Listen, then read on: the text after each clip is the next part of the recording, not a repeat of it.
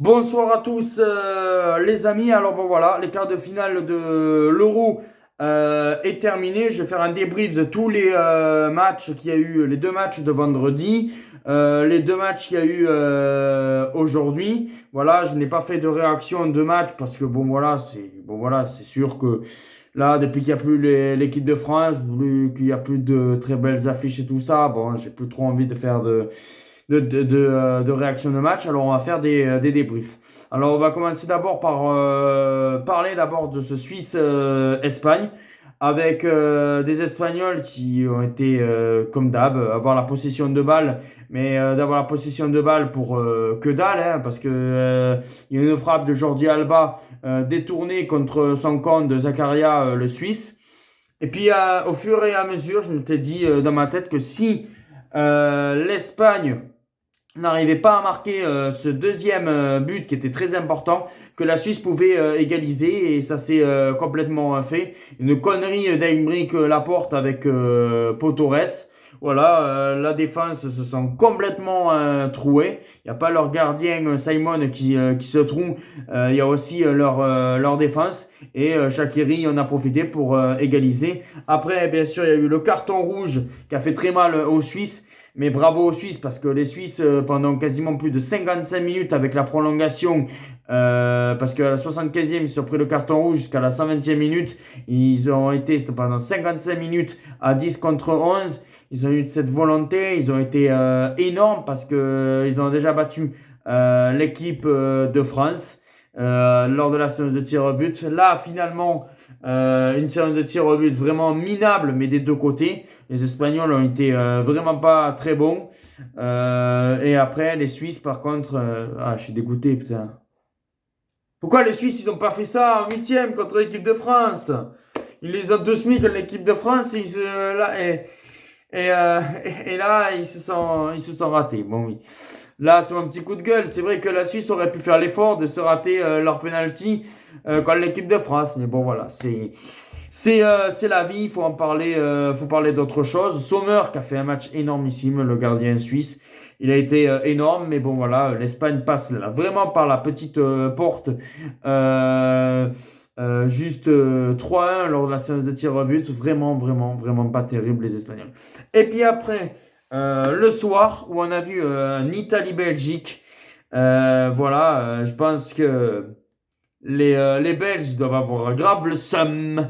Ils doivent encore avoir le seum parce que la Belgique, ils ont une équipe taillée. En 2014, c'était une équipe qui voilà, pouvait progresser. En 2016, tout le monde disait voilà, ça y est, l'Italie peut aller chercher pourquoi pas une demi-finale ou peut-être un trophée. 2018, c'était l'année pour la Belgique.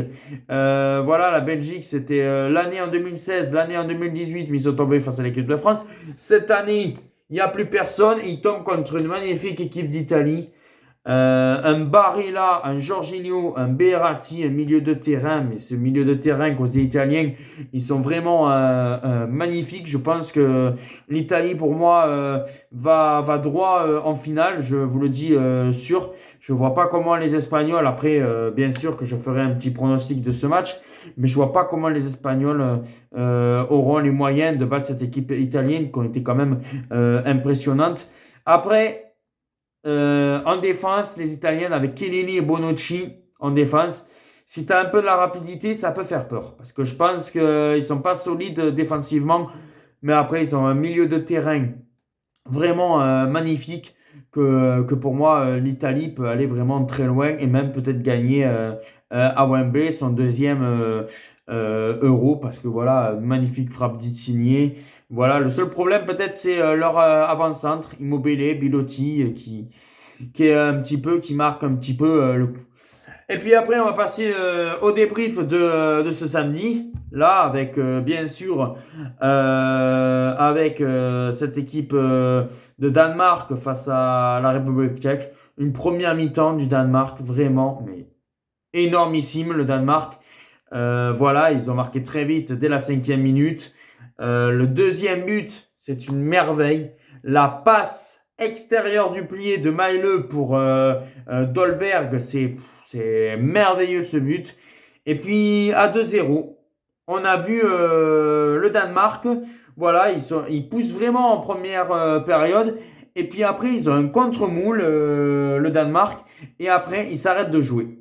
Ils s'arrêtent de jouer. Et c'est Patrick Schick qui a marqué son cinquième but et qui aussi a été bon. Et là, on voyait que la République tchèque, pendant quasiment 10 minutes de la seconde période ou 15, mettait de l'envie pour aller chercher cette égalisation.